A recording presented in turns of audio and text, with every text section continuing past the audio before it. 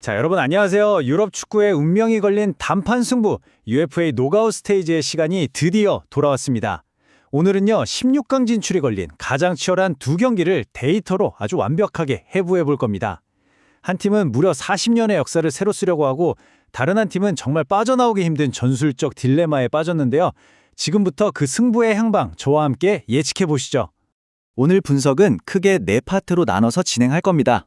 먼저 리에카와 오모니아의 대결을 샅샅이 뜯어보고 결론을 내리고요. 그 다음에 이어서 행크와 디나모 자그레브의 아주 흥미로운 매치업, 그리고 그 최종 예측까지 정말 외과의사가 된 것처럼 정밀하게 한번 파헤쳐 보겠습니다. 자, 그럼 바로 첫 번째 경기부터 들어가 보시죠. HNK 리에카가 1차전 원정에서 1대0으로 이기면서 정말 절대적으로 유리한 고지를 점령했습니다.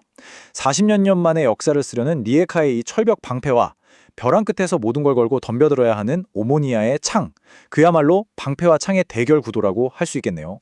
이 슬라이드 보시면 양 팀의 상황이 얼마나 극명하게 다른지 한눈에 들어오죠.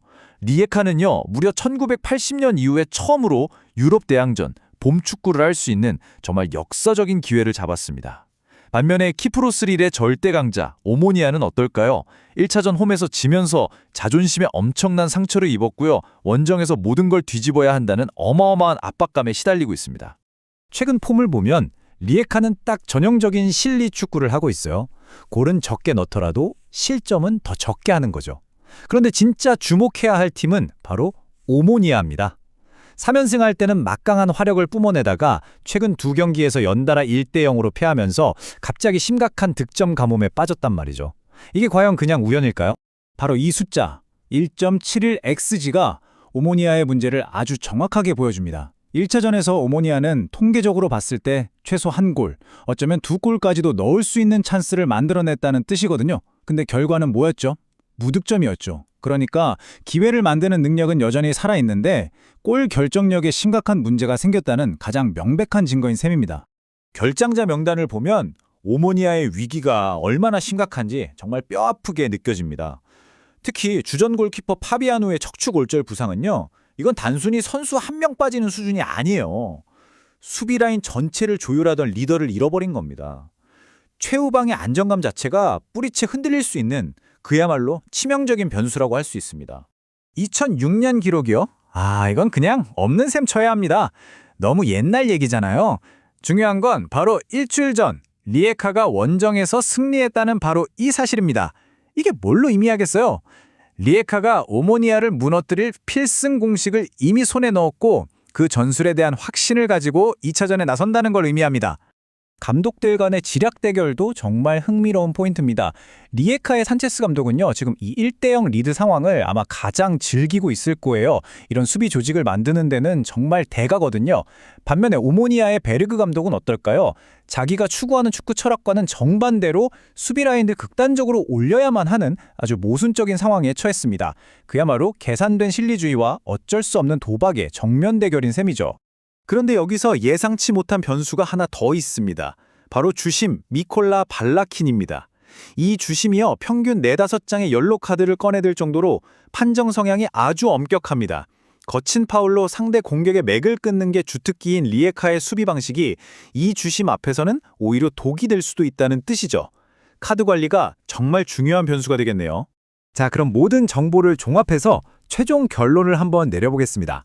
쭉 보셔서 아시겠지만 모든 상황이 압도적으로 홈팀 리에카에게 유리하게 돌아가고 있습니다.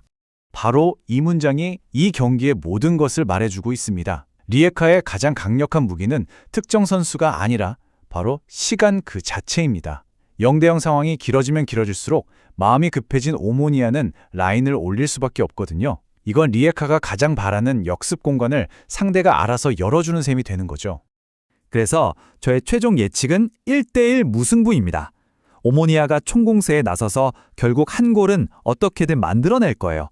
하지만 리에카 역시 홈에서 날카로운 역습이나 세트피스로 응수할 겁니다. 결국 합산 스코어 2대1, 리에카가 46년 만에 16강 진출이라는 역사를 쓸 가능성이 매우 높다고 봅니다. 자, 그럼 분위기를 바꿔서 두 번째 경기로 한번 넘어가 보겠습니다. 이 매치업은 제가 한마디로 역설의 대결이라고 이름 붙여봤습니다. 홈에서 이상하게 약한 행크, 그리고 유럽 무대만 나오면 작아지는 디나모 자그레브. 과연 누가 자신의 이 기묘한 약점을 극복하게 될까요? 정말 기묘한 상황 아닌가요? 행크는 올 시즌 홈보다 원정에서 승점을 더 많이 땄습니다. 주도권을 잡고 경기해야 하는 홈에서 오히려 약점을 보이는 거예요. 반면에 디나모는 자국 리그에서는 그야말로 깡패 수준인데 그 압도적인 모습이 유럽 무대선 전혀 통하지 않고 있다는 거죠. 바로 직전 경기가 이 역설을 그대로 증명합니다. 행크는 원정에서 3대1 대승을 거두고 돌아와서는 홈에서 점유율 71%나 기록하고도 0대3으로 충격적인 패배를 당했습니다. 디나모는 4대0 대승으로 분위기를 반전시키긴 했는데 상대가 유럽 레벨과는 거리가 한참 먼 약체였다는 점, 이건 반드시 기억해야 합니다. 이번 결장은 단순한 선수 이탈이 아닙니다. 양팀 모두 공격 시스템의 심장을 잃었다고 봐야 돼요. 행크는 공격의 창의성을 불어넣었던 두뇌, 카레차스가 빠졌고요. 디나모는 모든 크로스의 종착지였던 195cm의 타워, 밸류가 나올 수 없습니다. 각자 가장 강력한 무기를 하나씩 잃고 싸우는 셈이죠. 물론 디나모가 과거 이 경기장에서 승리한 경험은 분명 심리적인 변수가 될 수 있습니다.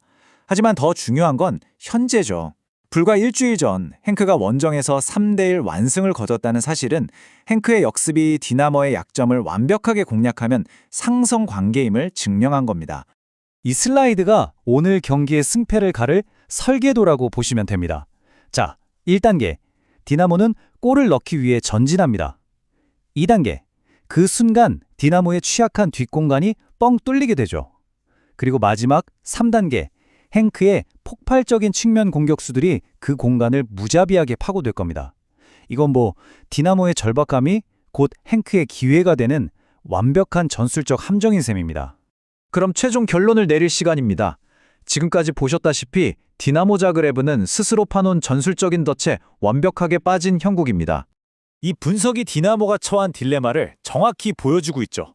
이기기 위해서 써야 하는 전술이 역설적이게도 1차전 패배의 원인이었던 바로 그 전술입니다. 감독으로서는 정말 빠져나갈 구멍이 없는 궁지에 몰린 셈이죠. 그래서 저의 최종 예측은 행크의 2대1 승리입니다.